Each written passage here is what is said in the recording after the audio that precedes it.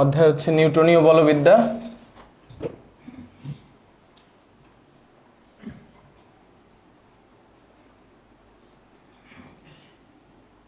নিউটনীয় বলবিদ্যার আমরা গত ক্লাসে প্রমাণ করছি কৌণিক ভরবেগের সংরক্ষণশীলতা পর্যন্ত।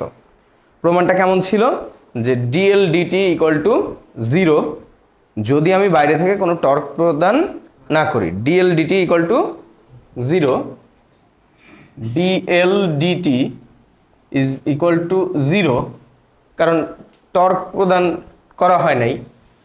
টাও ইকুয়াল টু 0 হলে ডিএল ডিটি ইকুয়াল টু 0 এবং যদি কোনো কিছু ডিফারেন্সিয়েশনাল ভ্যালু 0 হয়, কার ডিফারেন্সিয়েশনাল ভ্যালু 0 হয়? কনস্ট্যান্টের। ওই যুক্তিতে অতএব এল ইকুয়াল টু কি হয়? কনস্ট্যান্ট হয়।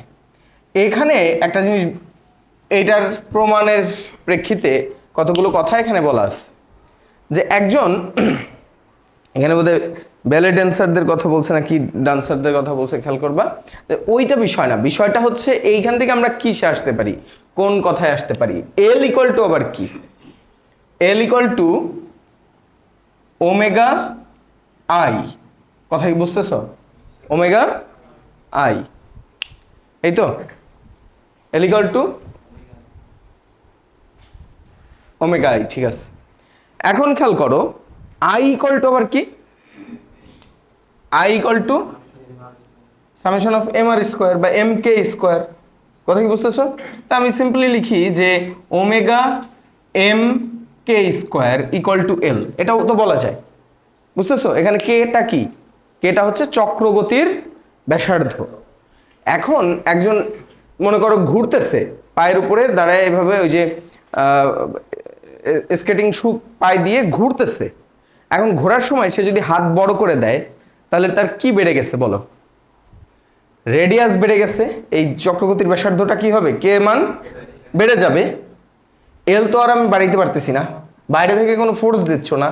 যেই ঘূর্ণন গতিতে ঘুরতেছে সেই ঘূর্ণন গতিতেই যদি ঘুরতে থাকে, সরি মানে টর্ক যদি 0 হয়, বাইরে থেকে কোনো টর্ক যদি না দেওয়া হয়, তাহলে এল তো কনস্ট্যান্ট, তাহলে এইটাও কনস্ট্যান্ট হবে। তাহলে এখন কে যদি মানে ব্যাসার্ধ যদি বাড়ায় দাও তাহলে কি কমে যাবে? ওমেগা কমে যাবে। যদি কে কমায় দাও ওমেগা বেড়ে যাবে। এই কথাটাই এখানে গল্পের মতো করে বলছে যে যদি তুমি কি করো, তুমি যদি হাত ছড়ায় দাও বা ব্যাসার্ধ বাড়ায় দাও তোমার নিজের, তাহলে তুমি কি করতেছো? তুমি ঘূর্ণন গতিকে কমায় দিবা। আবার যদি কেউ হাত কাছে নিয়ে আসে, ওই সেম টর্কেই ঘুরতেছে, কারণ টর্ক তো আর বাইরের থেকে দেওয়া হয় নাই, টর্ক প্রডিউস করি নাই, কিন্তু ঘূর্ণন গতি বেড়ে গেছে। এটা একটা অদ্ভুত ব্যাপার না? ফিজিক্স কি যেটা মানে এক্সপ্লেনেবল না, সাধারণভাবে এক্সপ্লেনেবল না, সেটাকে এক্সপ্লেন করাই তো ফিজিক্সের কাজ। কি এক্সপ্লেনেবল না কেন? কারণ বাইরে থেকে আমি বল দিচ্ছি না, তাহলে ওইটা হঠাৎ করে ঘূর্ণন বাড়াই দিল কেন? ঘূর্ণন বেগ বেড়ে গেল কেন? এটার যুক্তি কি? সে ব্যাসার্ধ কমাই দিছে, কারণ এল কনস্ট্যান্ট।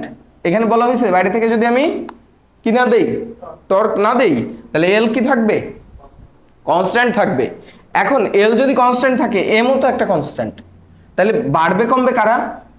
কে বাড়াইলে ওমেগা কমবে, ওমেগা বাড়াইলে কে কমবে, বা কে কমাইলে ওমেগা বাড়বে। এই হচ্ছে বিষয়। বোঝা গেছে? এইটাই এখানে মানে বিস্তারিত বাংলায় লেখা আছে। জিনিসটা বুঝছো কিনা? বুঝলে এই বাংলাটুকু পড়লে তোমরা এটা ক্লিয়ার বুঝতে পারবা।